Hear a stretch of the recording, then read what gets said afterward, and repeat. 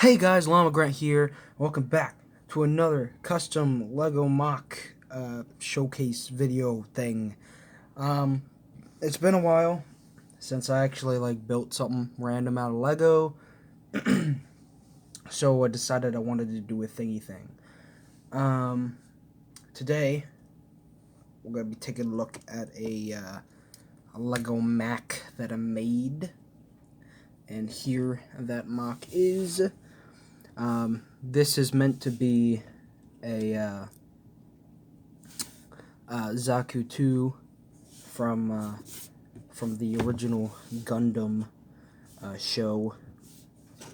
So here he is in his glory.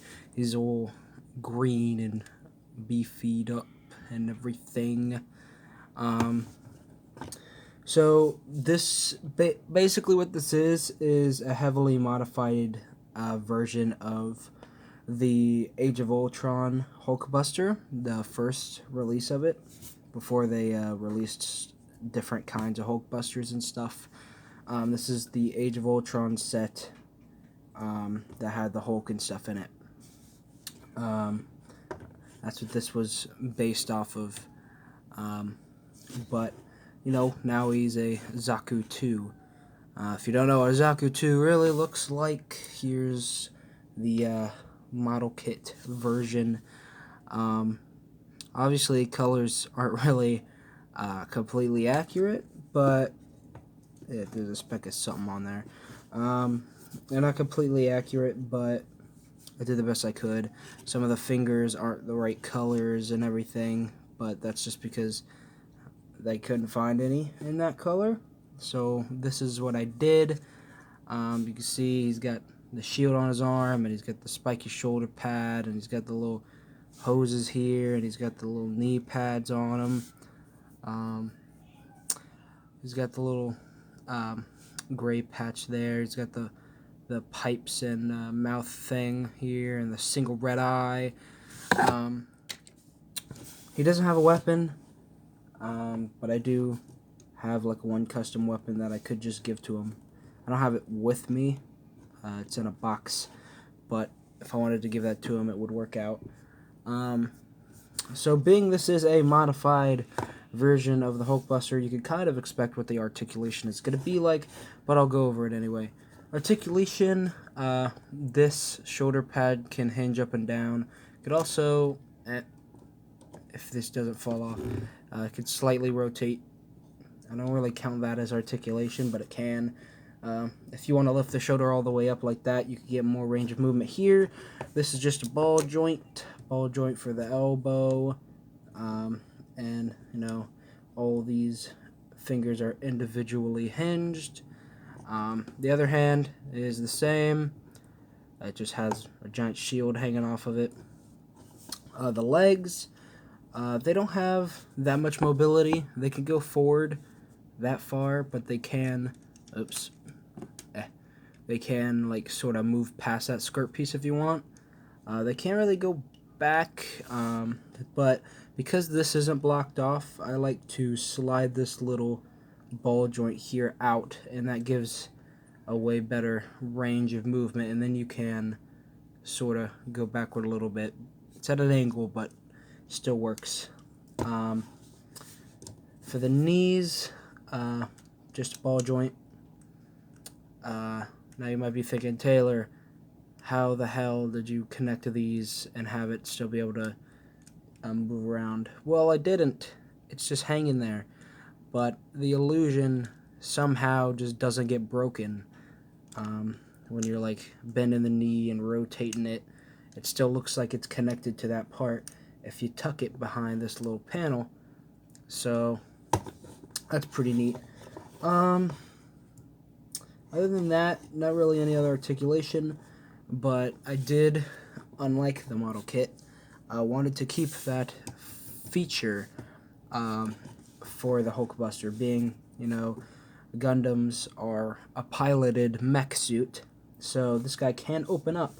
So you don't have to do the whole, you know, T-pose arm thing, but I like to, just because I feel like it gives more room for this area. because one of the steps is that you have to take these side panels and move them forward. That is the very first step. And if these arms are in the way, they could still move through that gap, but you know, if the hands are crunched in like this, it's going to be a lot harder. So I just like to do the T-pose thing. But yeah, first step is that. Next step is take the head and just bring it back on this double hinge. It'll just sort of do that. Or if you want, you can fold it back and it could just sort of rest back there. These little panels come forward, just like the original Hulkbuster, and much like the original Hulkbuster, again, it just folds down. Now, it doesn't have as much room because it doesn't fold all the way down, being that this skirt piece is in the way. Oops, his kneecap came off. Let's just put that back on there. But you could still, you know, get in there and touch the purse and everything. You have plenty of room to get them out. This is just a random minifigure. This is basically just a bunch of pieces thrown together, just to show the feature. Yeah, then you get all this nice and closed up, and can't really tell that she's in there for the most part. If you angle it like this, you could kind of see the top of her head, but other than that, it's pretty sealed off. There's not really any modified pieces on this build. Sometimes I do have to modify pieces to make the build work. Thankfully with this one, there weren't really any. The only modified pieces are this one back here, and that one wasn't even technically modified. It just broke, and it just happened to fit the scale that it needed to be, so I just put it on there. So that wasn't really intentional, but the one that was intentional was these vine pieces, which you could find, or at least I could find, pretty much everywhere in bright green, and I just sort of cut the end bit off, and that just goes into the tube and nicely wraps around the head and just goes in there. The head, you'll notice, is built in a weird way, so if I take the let's just take the whole head off for this, lay the body to the side. So take a look at the head build real quick. So this is how this works. This is a very specific piece that you need to make this work. If you take off this panel, you can see it's actually a really simple build. You just pop this off. This is one of those corner pieces that's only 3 studs, and then this is connected to the eye, which goes there, and then this single hinge piece, single stud hinge piece, just goes on there, and then this goes on at an angle, much like everything else, and creates that more rounded look.